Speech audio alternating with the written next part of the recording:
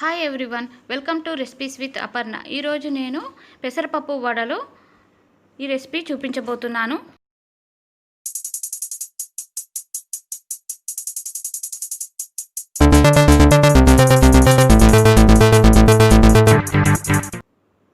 ముందుగా 500 గ్రాముల పెసరపప్పును 3 గంటలు నానబెట్టుకోవాలి. మనకు హాఫ్ అన్ అవర్లో కూడా నానిపోతుంది, కానీ ఏంటంటే ఎక్కువసేపు నానితే పప్పు గారెలు మంచి టేస్ట్గా వస్తాయి, ఫ్లఫీగా వస్తాయి, ఉబ్బుతాయి. అందుకే 3 గంటలు నానబెట్టుకోవాలి. ఇలా 3 గంటలు నానబెట్టుకున్న పెసరపప్పును ఇలా ఒక జల్లిబుట్టలో తీసుకోవాలి. ఎక్స్ట్రా వాటర్ మొత్తం స్ట్రెయిన్ అయిపోతాయి.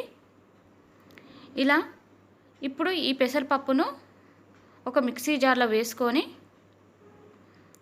అందులో ఒక 5 వెల్లుల్లి రెబ్బలు వేసుకొని హాఫ్ టీ స్పూన్ జీలకర్ర కూడా వేసుకొని మిక్సీ పట్టుకోవాలి. అయితే ఈ పెసరపప్పు కొంచెం నీళ్ళు ఎక్కువైనా కానీ మనకు గారెల పిండిలాగా కాదు, లూజ్ అయిపోతుంది. సో మనం అట్లా చూసుకొని మనం నీళ్ళు అవసరం ఉంటేనే వేసుకొని మిక్సీ పట్టుకోవాలి, లేకుంటే అవసరం లేదు. మిగిలిన పప్పును కూడా ఇలాగే ఒక 2-3 వెల్లుల్లి రెబ్బలు కొంచెం జీలకర్ర వేసుకుంటూ అలాగే పప్పు మొత్తం మిక్సీ పట్టుకోవాలి.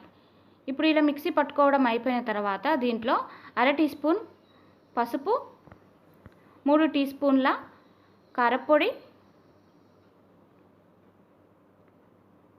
మన రుచికి తగినంత ఉప్పు, 3 పచ్చిమిరపకాయలను ఇలా కట్ చేసుకొని వేసుకోవాలి. ఇష్టం ఉన్న వాళ్ళు ఇంకా కొంచెం ఎక్కువ కూడా వేసుకోవచ్చు. తర్వాత గుప్పెడు కొత్తిమీర తరుగు, కొంచెం కరివేపాకు వేసుకొని పిండిని బాగా కలుపుకోవాలి.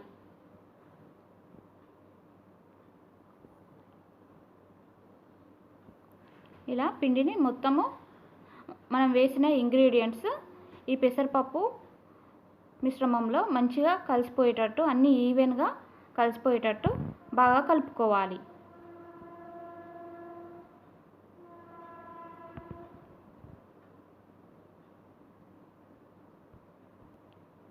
ఇలా మనం కలుపుకోవడం అయిపోయిన తర్వాత ఇప్పుడు ఒక కవర్ని తీసుకొని దాని పైన కొంచెం వాటర్ అప్లై చేసి మనము గారెలు చేసుకోవాలి.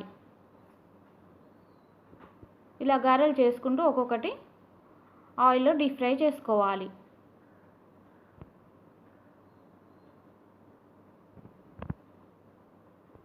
ఇలాగే పిండి మొత్తం గారెలు చేసుకోవాలి.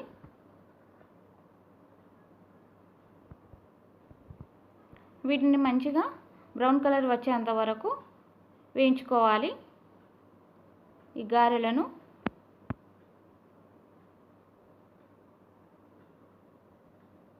రెండు వైపులా మంచి కలర్ వచ్చేంత వరకు ఫ్రై చేసుకోవాలి.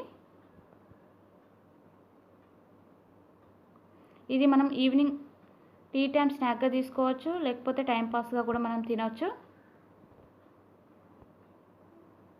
ఎలా అయినా తినచ్చు. ఇలా మనకు వేగిపోవాలి. ఇలా ఫ్రై అయిన తర్వాత ఒక ప్లేట్లోకి తీసుకొని సర్వ్ చేసుకోవాలి.